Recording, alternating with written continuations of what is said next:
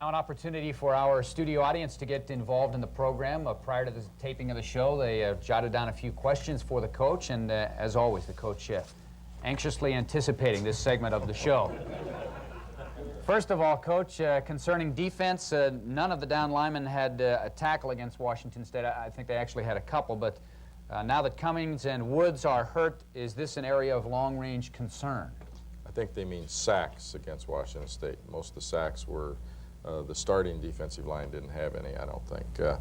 I believe the injury to Cummings is a major concern, obviously, because anytime you lose a player of that quality, and we're not sure how long we're going to lose him at this point. He has a ligament problem between two bones in his foot. We don't know how severe that is. But we're getting pressure from other people on the quarterback, which is nice, and those other players like Marcus Woods finally came through in this game with 2 big sacks. Those other players are talented. They'll respond and get their share of tackles and sacks. Is it the same foot, same area where he had the dislocated toe in the spring? No, totally different injury. Okay. What exactly is a trap play?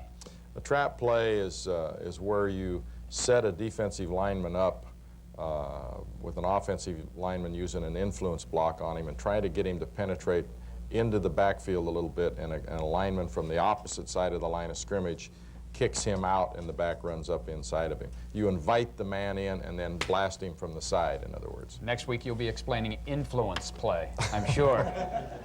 We didn't kick the first field goal try just before the first half. Well, it was a long field goal. I think it would have been about 52 yards into a very stiff wind, and that, in my opinion, is a little bit out of Greg McCallum's range. If we'd have been reversed and with the wind at our back, I believe I would have attempted that field goal. But I felt that, given that situation, we decided to punt him deep, and ended up only netting about 14 yards because that punt did go into the end zone. We not only have Monday morning quarterbacks, we have Sunday afternoon quarterbacks as well. Good to see. And this one is an economic question because college football does involve some economics. How much does a full uniform or shoulder pads and shoes cost? A lot of money, Todd. I would say in the neighborhood of between $400 and $500. I'm not exactly sure of that, but the helmet would be the most expensive item because of all of the legal lawsuits and stuff on the helmet manufacturers. Anytime there's a head or a spinal injury, it seems like the helmet manufacturers get sued. So those items, these nice little things that we have right here on our table, are the most expensive item in a football uniform. Okay. And finally, and this leads us into talking about Utah. You've got to go to Salt Lake City next week. Will the altitude at Salt Lake City affect the game, passing, kicking, physical condition of the players? Yes, it will. It did affect us, if you remember, at Provo 2 years ago, particularly the defensive players. Their tongues were hanging out as BYU made a long drive to pull out the game in the end. It affected us down at Lubbock, Texas, which the altitude is about 3,500. We did have oxygen on the sideline there. We will have oxygen on the sideline at Salt Lake. We will do a lot of conditioning this week, and many of the players know it's coming because they suggested it. After the game, they realized they were a little tired and they knew they needed a little more work. If you remember, we had some pretty hot weather early in conditioning, but the last week or so of fall camp, the weather cooled a little bit, and we could use a little 80, 90 degree weather and some more wind sprints.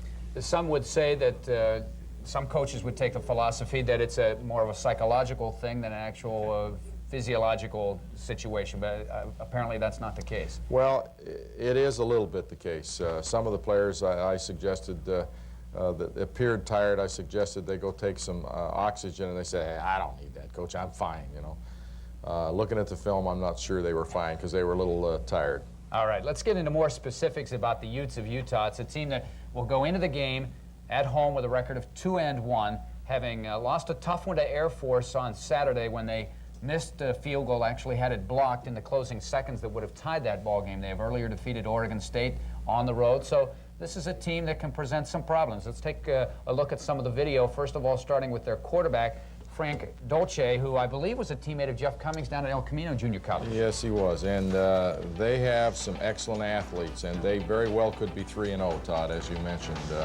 Certainly, they had a big win over Oregon State, had a tough conference loss yesterday to Air Force, but Their backs remind me a little bit of Texas Tech. They're physical, they're big people, and look how aggressive they play on defense. That one didn't count for a touchdown, but it did count as a recovered fumble. You can't advance a ball that is fumbled behind the line of scrimmage. Dolce, recruited by, among others, Stanford, UNLV, so he's got a fairly good arm, and they can put points on the board. They do, and they, as you can see, do a lot of some of the same formations and some of the same routes that we saw from Texas Tech, and I'm sure that one, particularly with the completion over the middle, we will be seeing some of that based on how we covered it in the Texas Tech game. A good kicker, as you can see, has plenty of distance, and their ace in the hole defensively is this guy, number 43, Anthony Davis. They are billing him as an All-American. He's from Spokane, and he's a good one, and the Ducks will have to contend with him throughout the course of play on Saturday. Well, the one thing, or one of the nice things about the victory at Texas Tech is you got that road win. You got an early road win. We talked about it last week. You go back out on the road, and to put 2 road wins together, I think would even increase the confidence level of this team. Well, I think confidence level, I don't care what you say, we have to win, that's all. I mean, we want to have a good year. We have to win on the road because we have 6 road games. Now we're down to 5 road games, only 4 left at home. We just need to keep getting better as a football team, Todd, whether we're going to play home or away. We have to correct the mistakes we made. We have to, if we have somebody injured, we have to have another player step up and fill that void. Certainly we have a lot of work left to do, but we did make improvement between game 1 and game 2. We played a better opponent, and I think, and we elevated our level of play. So they're taking on Utah next week, a member of the Western Athletic Conference, and we are pleased to report that KVAL TV will televise that game live from Salt Lake City. We'll do anything to get more applause on this show, I tell you. We stoop to no depths to get additional applause and studio audience reaction, but that game will start at 6 o'clock, and for those of you around the Northwest, you might want to check your local listings to see if you can pick up the game. Well, that does it for this week. For the coach, I'm Todd McKim. Thanks for joining us. Thanks to the studio audience for being with us. We'll see you next week.